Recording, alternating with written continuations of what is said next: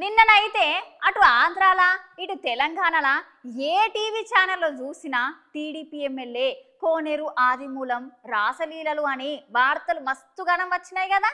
అయితే ఇప్పుడు ఈ ముచ్చట మీద మళ్ళొక ట్విస్ట్ జరిగిందుల్లా. గదేంటంటే ఏకంగా కోనేరు ఆదిమూలం సార్ వాళ్ళ భార్యే.